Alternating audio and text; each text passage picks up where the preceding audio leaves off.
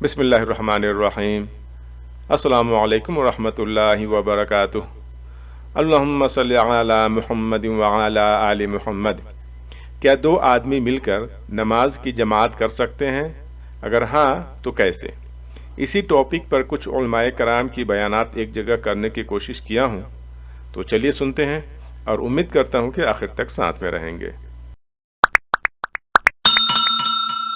ہاں جی، اگلا سوال ہے، جماعت کروانے کے لیے کم از کم کتنے افراد ہونے چاہیے اور 2 اور 3 آدمیوں کی جماعت کروانے کا طریقہ بتا؟ ہاں جی، صحیح بخاری میں موجود ہے، 2 بندے بھی جماعت کروا سکتے ہیں، وہ بالکل ساتھ کھڑے ہوں گے،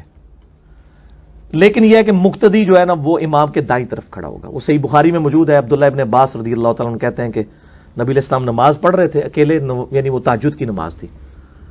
تو میں جا کے آپ کے بائیں طرف کھڑا ہو گیا، تو آپ نے کان سے پکڑ کے یوں پیچھے سے مجھے اپنے دائیں طرف کھڑا کیا۔ اس میں الفاظ ہے دائیں طرف کھڑا کیا، یہ نہیں ہے کہ ایک قدم پیچھے کھڑا کیا۔ وہ کہتے ہیں امام ایک قدم آگے، امام ویسے ہی آگے ہے، کیونکہ آپ جب دائیں طرف جو کھڑا ہوتا ہے وہ مقتدی ہوتا ہے، بائیں طرف امام ہوتا ہے، وہ آگے ہی ہے، وہ لیڈ ہی کر رہا ہے۔ تو یہ نہیں ہے کہ وہ ایک قدم پیچھے کھڑا ہوگا، پاؤں سے پاؤں ملایا جائے گا۔ جب 3 ہوں گے نا تو پیچھے جو آئے گا وہ یا تو امام کو آگے بڑھنے کی جگہ تو امام کو تھپکی دے، امام آگے چلا جائے، یا مقتدی کو پکڑ کے پیچھے کر لے۔ تو 3 کی جب امامت ہوگی تو 2 پیچھے کھڑے ہوں گے اور 1 آگے۔ البتہ اب اگر وہ تشہد میں بیٹھ چکے ہیں، اب تو امام ظاہر تشہد سے اٹھ کے تو آگے جانے سے رہا، تو پھر آپ اس کے ساتھ ہی پڑھ لیں، یعنی وہ دائیں طرف جو ایک نمازی ہے اس کے ساتھ ہی دوسرا کھڑا کر لیں، تو وہ مطلب کیٹاسٹرافک کنڈیشن ہے، نماز ہو جائے گی، کوئی مسئلہ نہیں اس میں۔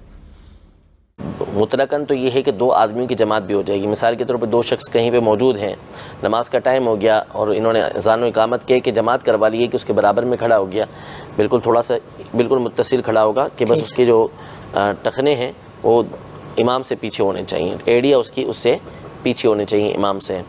تو اس حالت میں اگر کوئی جماعت کروائے گا تو جماعت تو ہو جائے گی، لیکن اب اس حوالے سے کہ جماعت جو ہے وہ واجب ہو رہی ہے اس کے اوپر، تو اب یہاں پہ وہ 2 کھڑے ہو جاتے ہیں۔ مثال کے طور پر افطار پارٹیوں کی ہمارے یہاں مثال آتی رہتی ہے، یا دیگر معاملات ہیں، گھر میں بیٹھے ہوئے 2 بھائی ہیں یا 2 دوست بیٹھے ہوئے کام کر رہے ہیں، اذان ہو گئی، مسجد قریب میں موجود ہے اہل سنت کی جس میں جماعت ان کے پر واجب ہوتی ہے،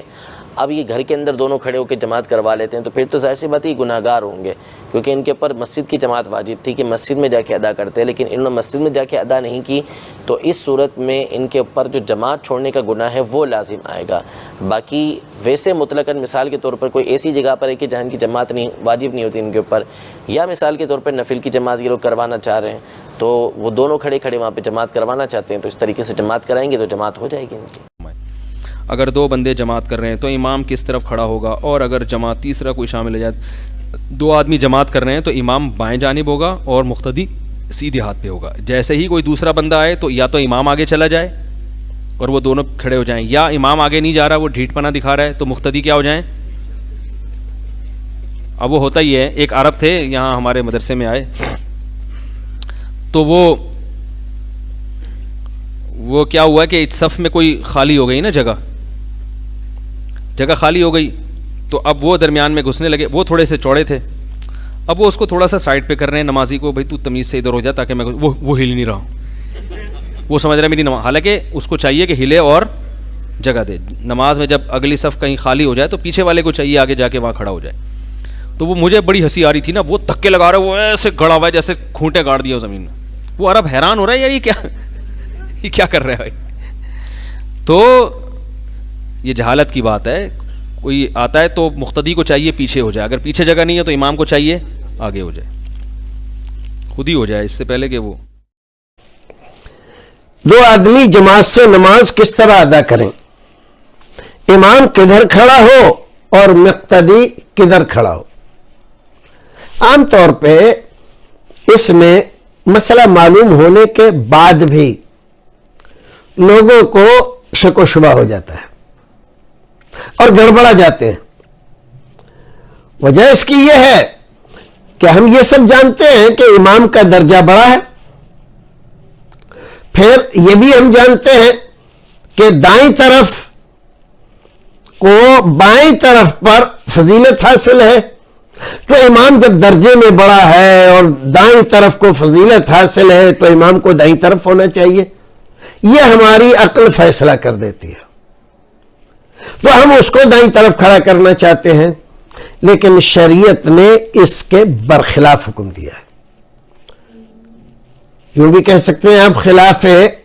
قیاس،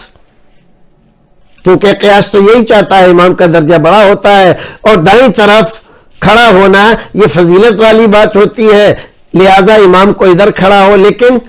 امام بائیں طرف کھڑا ہوتا ہے، خلاف قیاس۔ اس مسئلے کو یاد رکھنے کے لیے یہی چیز یاد رکھیں کہ یہ مسئلہ خلاف قیاس ہے، عقل یہ چاہتی ہے لیکن شریعت نے مسئلہ یوں بتلایا۔ رسول اکرم صلی اللہ علیہ وسلم کے صحابہ کرام میں سے کئی لوگوں کی روایت اس طرح سے ہے، غالباً حضرت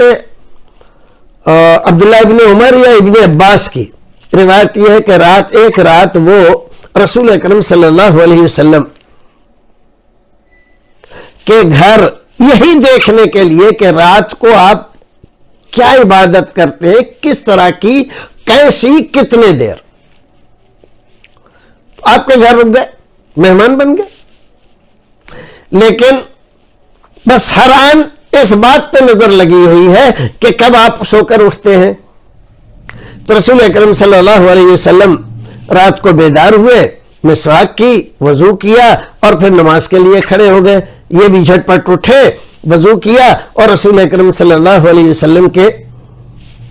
آ کر بائیں طرف کھڑے ہو گئے۔ رسول اکرم صلی اللہ علیہ وسلم نے ان کا کان پکڑا اور گھما کے ان کو دائیں طرف کر دیا۔ اور یہاں سے یہ مسئلہ معلوم ہوا، کئی مسئلے معلوم ہوئے۔ ایک تو یہ کہ نفل نماز آپ جماعت سے پڑھ سکتے ہیں، دوسری بات کہ دو آدمی نماز پڑھ رہے ہوں تو امام کو بائیں طرف اور مقتدی کو دائیں طرف کھڑا ہونا چاہیے۔ تیسرا مسئلہ یہ بھی معلوم ہوا کہ نماز میں نفلی نماز ہو اور اس طرح سے آپ اتنا کام کریں تو یہ جائز ہے، اس سے نماز نہ ٹوٹتی ہے نہ خراب ہوتی ہے۔ اور بھی کئی سارے مسئلے معلوم ہیں، لیکن مسئلہ چونکہ انہوں نے اتنا پوچھا تھا تو وہ بتلا دیا گیا کہ امام کو کس طرف کھڑا ہونا چاہیے، بائیں طرف، مقتدی کو کدھر کھڑا ہونا چاہیے، دائیں طرف۔